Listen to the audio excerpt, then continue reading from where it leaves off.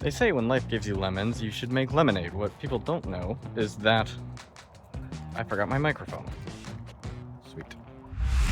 They say when life gives you lemons, you should make lemonade. What people don't realize is that lemons aren't a natural fruit. They are a fusion between citrons and bitter oranges, which means they are an entirely man-made problem, just like the issue I have in this video. The issue I have in this video is in this bag. This is a blind bag from a friendly local game store, which I will not overly advertise because they didn't sponsor this video. Of course, I haven't asked them to either. Now, when I went and got this bag, there was an open bin that had a bunch of like blackjacks and chargers and adders, and I didn't want any of those, and so it's pretty small mech in here. I don't know what it is, so we're gonna find out, and hopefully it's not something lame like that. It is a adder. Great. Love that for me. Exactly what I didn't want, but here we are. We're going to do this, and we're gonna paint this. Now, I had this on my desk, and my wife saw it, and she thought it was so cute because it looks like a little turtle. So what we're going to do is we're going to prime it, and we're going to paint it like a turtle, specifically this turtle. Now, don't ask me why, I couldn't tell you. I don't like adders. I don't know that there's even a reason for it. It's kind of like not liking the fat kid in school. I'm not saying it's right, but that's just how it goes. I don't make the rules, I can't explain them, I don't know. I think the reason I don't like adders is because the only experience I have with them is with MechWarrior Online, and it's one of those mechs that I can't use to save my life, but when other people use it, I get wrecked by it. Before this video, I actually didn't know much about the adder, so apparently it's just a support mech. It's got a pair of PPCs, one in each arm, and that's basically it. It's got like a freaking laser or something else, but it's two big PPCs. Here we're going to prime it up, and we're going to paint it in these turtle colors, the Squrtle, because why not? It's going to be cool. Now, this is worth revisiting. Any miniature worth its salt is going to have points of interest throughout the miniature. Not every single piece of the miniature is going to be worth giving the same amount of detail and attention to. There's going to be parts of the miniature that you're going to highlight by giving it more attention than you would the rest of it. If you have a large primary weapon, you're going to give that more attention than the feet of the unit, for example. Now it's here where I'm going to tell you to stick around to the end of the video, because today I don't have a story for you, but I will explain a very important lesson when it comes to miniature painting, and we're going to see it illustrated in this video. Today I'm using a mixture of many varieties of paints from different brands. I'm going to go dark, and I'm going to slowly build up my colors as I go. This is a very common technique, as opposed to starting with a mid-tone and shading down and then highlighting up. We're just going to start dark and work our way up. Start by putting brown on the back here, and I'm just going to put a tan all over the body here. Now, this is where this starts to get almost embarrassing looking. You can see that I've got this black, I've got blue, I've got tan. This does not look good. However, at this point, let's look over the miniature and actually see what key features we have. Now, as you can see, we've got this large, broad upper shell. I mean, you can see where the turtle motif is going to come together. You have this large top plate that covers the entire shoulders and the cockpit. You have these thin, spindly legs, and you've got these large, oversized PPC cannons for arms. The other thing to note is that you have this cockpit sticking out of the body, which frankly looks like the head of a turtle coming out of a shell. This is actually the perfect mech for this. And this is our base coat already finished. So now we're going to move on to the shading. For the brown, I'm going to use a dark tone. For the blue, I'm actually going to use a speed paint because I don't have a blue shade. And then I'm going to experiment with flesh shade and a yellow shade in order to get the right color on the tan portions of the body. It should be noticed that this blue speed paint is going to get watered down, or I guess muted with speed paint medium, not water. This is going to cut the color shade by about 50%, and it's going to do what we need it to do without coloring the blue too much. Now, I didn't know what color I wanted to use for the tan. I ended up trying a little bit on the legs, one on each side, and I decided to go with I think I ended up going with the Reichland flesh shade. I don't even remember at this point. Now, here's the problem that I've always had with Army Painter shades, is that they always leave a very glossy look, as you can see. If you look at the top of the shell of this adder, you can see that the flat parts have a really, really bright sheen to them, and even in the recesses you can see a high gloss.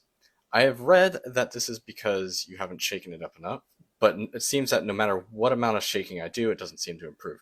Now, as of right now, this miniature looks like hot trash, at least to me. But right now is the turning point. We're going to add a little detail here that's going to turn the whole project around. That's going to be this white stripe on the upper shell, and we're going to add some white throughout in order to help make it pop. The contrast is what's really going to help. And even now, you can see with the brown, the white, and the blue, how much this is already starting to look like a Pokemon. Now, it was not my intention going into this video to make a Pokemon-themed color scheme, but that's actually another lesson we'll talk about here, because if you are ever at a loss for what color to paint something, look at somebody who has already done it before. Pinterest boards are great for this sort of thing. Also, consumable products, think tobacco, dip, chewing gum, things like kids products like Pokemon, or even things in video games. There are professionals who get paid a lot of money to get the right colors in the right places to make them appealing to the eye. You can mimic these and use them to your advantage. Now, is this a good camouflage for a BattleMech? Absolutely not. Does this look like a pretty convincing Squrtle? Yes, it does. Depending on your goal in painting, that's all that really matters, right? I ended up going over the top of the shell with brown paint again and redoing the shading because the army painter was just not cutting it. Reichland Flesh Shade is the way to go, and I shouldn't talk bad on Army Painter. This is the old blend. Now, I haven't used their new Fanatic line yet. The old blend is not so cash money. I've heard good things about the new ones. Here, I'm just using a lighter brown in order to bring up the high points on the shell. I am not doing edge highlights yet. I am just kind of painting like half the panel in a lighter color. Now, if you look at real turtles, they actually have a very diverse set of colors on their shells. I'm not going to go crazy here. Now, the thing is, there are enough panels on the back of this unit, or the top rather, that you could go crazy if you wanted to. I have no interest in that because I don't like adders. And also my wife's not going to care. But from here on, we're starting to get into some of the bigger, more important parts of the miniature. So I'm going to get my favorite silver, and I'm going to start doing the ends of the PPCs, and I'm going to start just hitting some of the important parts. As per usual, the actuators, the moving parts like the action of the gun. I'm also going to put a bit of silver on the top here, and we're going to end up shading those down a little later. Once I've got the silver in place and I've got everything metallic that I want metallic, I'm going to go over it with the Reichland Flesh Shade one more time. This is going to dull it down a little bit, and then the sheen of the metal is going to catch your eye only at certain angles. That way, it's still got the metallicness of a BattleMech, but it's not too pronounced for the sake of this novelty. We're going back to a tan color in order to bring the colors back up, just like we did with the shell. And we're going to end up doing that again with the blue as well. For the white stripes, I'm using a plain white, and I will later go back with Spaceship Exterior by Army Painter in order to give it a bright but dull look. In my personal opinion, up until this point, I still feel like the mech doesn't really look too good. It's not until we get to the step. It was not when we base coated, it was not when we washed, which is usually where the magic starts happening. It was not when we went back over it with a second coat to bring the colors back up. For me, when this really started to pop was when I started to do the edge highlights, which is basically the final step. That's when the whole thing started coming together. Now here is the important lesson that I mentioned earlier. Sometimes you have to embrace the suck. Especially when you're painting miniatures, it's going to look bad, possibly for a very long time. Now, if you've ever painted a miniature and it just hasn't looked good, and then you've applied your wash to it, and you've gone, oh yes, this looks way, way better. That point in the painting build, that can happen pretty late in the process. And it's one of those things to where if you give up, if people end up having these gray piles of shame, or these half-painted piles of shame where they don't really appreciate what they have. Remember, miniatures are designed by somebody. They are a palette to be painted. They are not just a toy.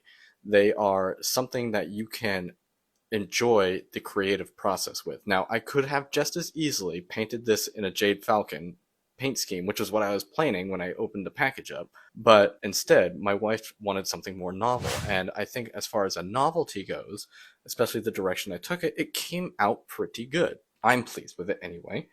So I asked my wife what kind of basing she wanted on the unit, and she said she wanted this like Highland Taigia type ground cover, lots of gravel, rocks, shrubberies, things like that.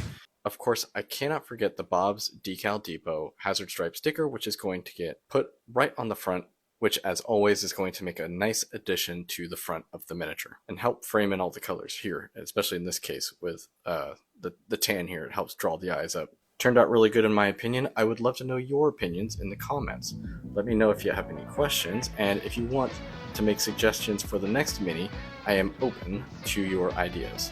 I got a whole drawer of stuff here. I might just have one on hand that you want to see next.